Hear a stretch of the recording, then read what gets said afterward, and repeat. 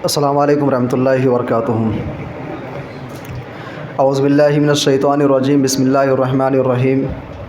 قال اللہ تعالی فی کلامہ المجید والفرقان الحمید، ربنا ظلمنا انفسنا وان لم تغفر لنا وترحمنا لنکونن من الخاسرین۔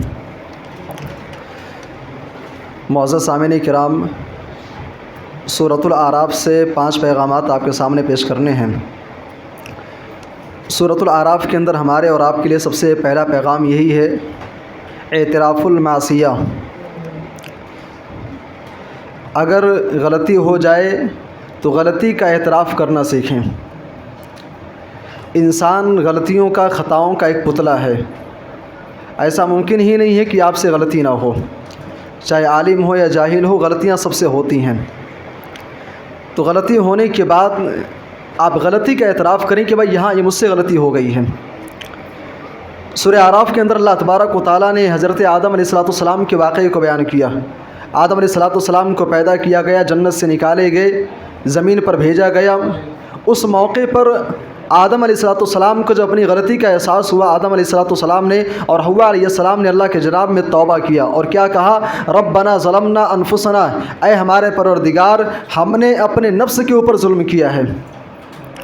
علامہ ابن قیم رحمہ اللہ کہتے ہیں کہ آدم علیہ السلام نے یہ نہیں کہا کہ اے پروردگار، تو نے مقدر میں جو لکھا تھا سو ہو گیا، تقدیر میں تو پہلے سے لکھ رکھا تھا اس لیے ایسا پیش آیا ہے۔ ربنا ظلمنا، اے ہمارے پروردگار، ہم نے اپنے نفس پر ظلم کیا ہے۔ غلطی کا اعتراف ہونا چاہیے۔ شیخ الاسلام ابن تیمیہ رحمہ اللہ اپنی کتاب منہاج السنہ کے اندر کہتے ہیں کہ اس موقع پر 2 لوگوں نے غلطی کی تھی۔ ایک طرف آدم علیہ السلام ہیں اور ان کی وائف حوا ہیں، اور دوسری طرف ابلیس ہے۔ ابلیس نے بھی غلطی کی، آدم علیہ السلام نے بھی غلطی کی۔ ابلیس اپنی غلطی پر ڈٹا رہا اور اپنی غلطی پر وہ دلیل ہی پیش کرتا تھا کہ میں تو غلط نہیں ہوں، انا خیر منہ، اے اللہ تو نے سجدہ کرنے کا حکم دیا، میں سجدہ نہیں کیا ہوں، میں نے کوئی غلط کام نہیں کیا، میں آدم سے بہتر ہوں، سو میں نے آدم کو سجدہ نہیں کیا۔ وہیں پر آدم و حوا سے بھی غلطی ہوئی۔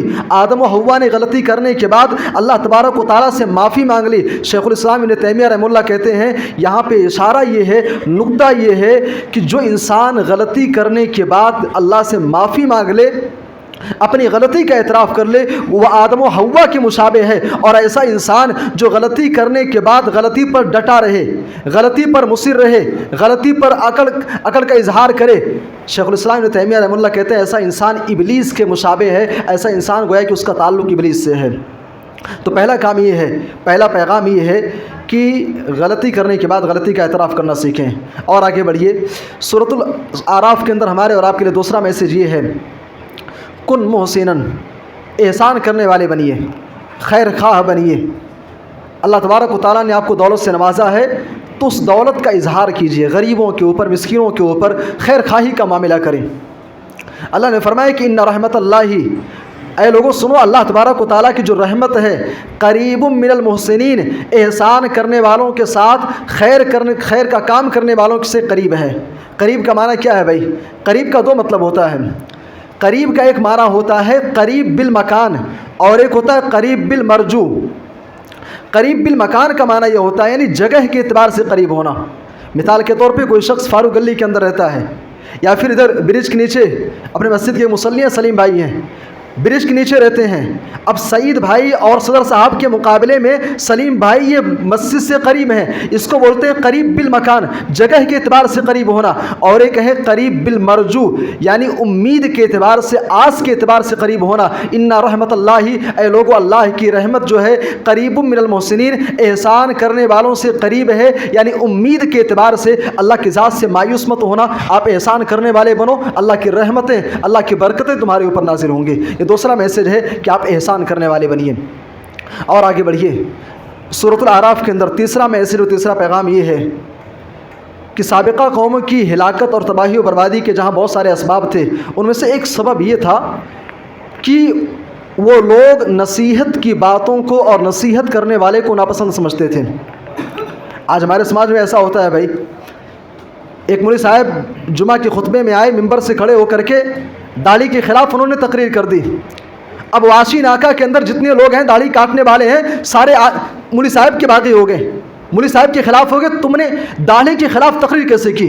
یہ عالم اس نے میرے خلاف بولا ہے، قوم کے اندر زنا کاری عام ہے، ایک مولوی صاحب آئے اور زنا کے خلاف انہوں نے تقریر کر دی، اب قوم کے نوجوان کھڑے ہو گئے مولوی صاحب کو مارو، اس نے ہمارے خلاف تقریر کی ہے، اس نے میرے خلاف بولا ہے۔ اور ایسا واقعہ بھی پیش آیا ہے بھائی، ایک مولوی صاحب نے داڑھی کے خلاف تقریر کر دی، اب مسجد کا جو ذمہ دار تھا داڑھی کاٹتا تھا، شیپ کرتا تھا پورا ایک دم، اس نے کہا کہ اس نے مجھے ہی ٹارگٹ کیا ہے، اور اس نے اس چیز کو اتنا زیادہ اس نے اس کو اپنے اوپر لے لیا کہ اس مولوی صاحب کے اوپر باضابطہ اس نے لوگوں کے ذریعے سے حملہ کروایا، اور اللہ ایسے لوگوں کو اللہ تبارک و تعالیٰ تباہ و برباد کر دے۔ اس عالم دین کو اس نے ایسی چوٹ پہنچائی کہ اسی زخم سے وہ عالم دین ان کا انتقال ہو گیا۔ یہ سابقہ قوموں کی حرکتیں ہیں بھائی، سابقہ امتوں کی حرکتیں ہیں۔ آج ممبر سے تقریر ہوتی ہے، ہمارے من کے خلاف نہیں ہے بھائی، ہم داڑھی کاٹتے ہیں ہمارے من کے خلاف نہیں ہے، مولوی صاحب ہمارے خلاف بول رہے ہیں، ہمارے اندر جو غلطی ہے اپنی غلطی اصلاح کرنے کے بجائے ہم کہتے ہیں مولوی صاحب ہمارے خلاف بول رہے ہیں۔ سورہ اعراف کے اندر اللہ تبارک و تعالیٰ نے حضرت صالح علیہ السلام کا ذکر کیا ہے۔ دنیا کے اندر ایک قوم گزری ہے، قوم ثمود، اللہ نے قوم صالح کا ذکر کیا۔ حضرت صالح علیہ السلام قوم والوں کو سمجھاتے رہے بتاتے رہے، آخر کار عاجز ہو کر کے کہتے ہیں اے میری قوم کے لوگوں، لقد ابلغتکم رسالۃ ربی، رب کا پیغام میں نے تمہیں سنا دیا ہے، ونصحت لکم، میں نے تم کو نصیحت بھی کر دیا، ولکن لا تحبون الناصحین، لیکن تمہارا معاملہ یہ ہے کہ تم نصیحت کی باتوں تمہیں اچھی نہیں لگتی ہیں، نصیحت کرنے والے تم کو اچھے نہیں لگتے ہیں، واعظ تم کو اچھا نہیں لگتا ہے، واعظ کرنے والے تم کو اچھے نہیں لگتے ہیں۔ یاد رکھیے اگر آپ کا بھی ایسا رویہ ہے، اور یقیناً ایسا رویہ ہے بھائی، ایسا رویہ یقیناً ہے، اس فیلڈ میں مجھے بہت زیادہ تجربہ تو نہیں ہے، لیکن جتنا میں نے لوگوں کو فیس کیا ہے اتنا میں دعوے کے ساتھ کہہ سکتا ہوں، آج ایک مسلمان آ کر کے اگر سوال کرتا ہے کہ مولوی صاحب یہ مسئلہ کیسا ہے، یہ جائز ہے کہ ناجائز ہے، یہ حلال ہے کہ حرام ہے، اگر کہہ دیا جائے کہ حرام ہے اور سامنے والا اس کو حلال سمجھتا ہے، مولوی صاحب آپ کی بات ہم نہیں مانیں گے۔ چاہتا ہے کہ فتویٰ اس کے من کے مطابق ہو، خود بدلتے نہیں، شریعت کو بدلنے کی کوشش کرتے ہیں، شریعت ان کے من کے مطابق ہو جائے۔ بہرحال یہ تیسرا میسج ہے کہ بھائی نصیحت کی باتوں کو سمجھنے کی کوشش کریں، کسی عالم دین سے جب آپ سوال کریں تو اس میں آپ غور کریں، اعتراض نہیں، سوال کا جذبہ ہونا چاہیے، سیکھنے کا جذبہ ہونا چاہیے۔ اور آگے بڑھیے، سورۃ الاعراف کے اندر چوتھا پیغام یہ ہے، اور چوتھا پیغام یہ مردوں کے تعلق سے نہیں بلکہ خواتین کے تعلق سے ہے، اور یہ پیغام میں اس لیے ذکر کر رہا ہوں چونکہ ایسے بہت سارے کیس آتے ہیں، مجھے اس کا تجربہ تو نہیں ہے لیکن ایسے کیس سامنے آتے ہیں، اس لیے پیغام پیش کر رہا ہوں۔ چوتھا پیغام یہ ہے، اللہ تبارک و تعالیٰ کہتا ہے هو الذی خلقکم من نفس واحدہ، اللہ کی ذات وہ ذات ہے جس نے تم کو ایک جان سے پیدا کیا، ایک جان سے مراد آدم علیہ السلام، وجعل منها زوجها، اور آدم سے ان کا جوڑا بنایا یعنی حوا علیہ السلام کو بنایا۔ اچھا اس کے بعد قابل غور بات ہے، اللہ نے جو کہا لیسکن الیہا، حوا علیہ السلام کو کیوں بنایا؟ تاکہ آدم علیہ السلام کو ان کے ذریعے سے سکون ملے۔ گویا کہ عورت کی تخلیق کے مقاصد میں سے ایک اہم مقصد یہ بھی ہے تاکہ وہ مردوں کے لیے سکون کا ذریعہ ہو۔ آج حالات کیا ہیں بھائی؟ آج ایک آدمی دن بھر کام پر رہتا ہے، دن بھر کام کرنے کے بعد شام کو جب گھر پہنچتا ہے تو یہ ہو گیا وہ ہو گیا، تمہاری ماں ایسی ہے، تمہارے باپ ایسے ہیں، تمہارے بھائی نے یہ کہا، تمہاری بہن نے یہ کہا، تمہارے بچوں نے، فلاں نے، پڑوسی نے، دنیا بھر کے جھمیلے۔ ایسے لوگوں کے بارے میں نے سنا ہے، بہت سارے لوگ شام کو گھر جاتے ہوئے ڈرتے ہیں، بھائی کون جائے گا گھر، کام کا ٹینشن الگ ہے، بچوں کی تعلیم کا ٹینشن الگ ہے، فائنینشلی پرابلم ہے اس کی ٹینشن الگ ہے، ماں باپ کی بیمار ہیں ان کی دوا علاج کا معاملہ وہ ٹینشن الگ ہے، الٹا گھر پہنچو سکون ملنے کے بجائے اور ٹینشن بڑھ جاتی ہے۔ یہ پیغام اپنے گھر کی عورتوں کو آپ سنائیے، ڈائریکٹ آپ نہیں سنا سکتے ہیں، قرآن کی تفسیر لے کر کے آپ بیٹھیے اور زور زور سے پڑھیے، کم از کم اسی کے ذریعے سے ان کے کان میں بات تو جائے گی۔ بہرحال عورت کے تخلیق کے مقاصد میں سے ایک مقصد یہ ہے تاکہ مردوں کے لیے سکون کا ذریعہ ہے، اسی لیے اللہ تبارک و تعالیٰ نے ایک دوسرے مقام پر فرمایا وَمِنْ آیَاتِهِ، اللہ تبارک و تعالیٰ کی آیتوں میں سے، نشانیوں میں سے یہ ہے کہ اللہ تبارک و تعالیٰ نے مرد و عورتوں کو پیدا کیا لِتَسْكُنُوا إِلَيْهَا، تاکہ عورت جو ہے سکون کا ذریعہ بنے۔ بہرحال یہ چوتھا پیغام ہے۔ اسی طریقے سے پانچواں اور آخری پیغام یہ ہے الحق یظہر علی الباطل، حق جو ہے وہ باطل پر غالب ہو کر کے رہے گا، حق باطل پر غالب ہو کر کے رہے گا، سمے کچھ بھی لگ جائے، سال بھر لگے، 2 سال لگے، 10 سال لگے، 20 سال لگے، لیکن حق جو ہے وہ باطل پر غالب ہو کر کے رہے گا۔ اللہ تبارک و تعالیٰ نے حضرت موسیٰ علیہ السلام کی قوم کا، فرعون کا اللہ نے ذکر کیا، فرعون کا ذکر کیا، اور فرعون اور موسیٰ علیہ السلام اور فرعون کے جو جادوگر تھے ان کے درمیان جو مقابلہ ہوا، اس مقابلے کو اللہ نے ذکر کیا، اور مقابلے کو ذکر کرنے کے بعد اللہ نے فرمایا فَوَقَعَ الْحَقُّ وَبَطَلَ مَا كَانُوا يَعْمَلُونَ، حق جو ہے وہ واقع ہو گیا، حق غالب ہو گیا، اور فرعون کے جادوگروں نے جو بھی کرتب انہوں نے کیا تھا وہ سب کچھ تباہ ہو گیا، سب کچھ کیا ہے کہ مغلوب ہو گئے، سارے مغلوب ہو گئے، حق جو تھا وہ غالب ہو گیا، اور باطل کو تو مٹنا ہی ہے، کچھ دیر کی خاموشی ہے، کچھ دیر کی خاموشی ہے، حق پھر سے ظاہر ہوگا، کچھ دیر کی تاریکی ہے، نور پھر سے چمکے گا۔ اسی طریقے سے اسی لیے آپ دیکھیں گے اللہ کے نبی صلی اللہ علیہ وسلم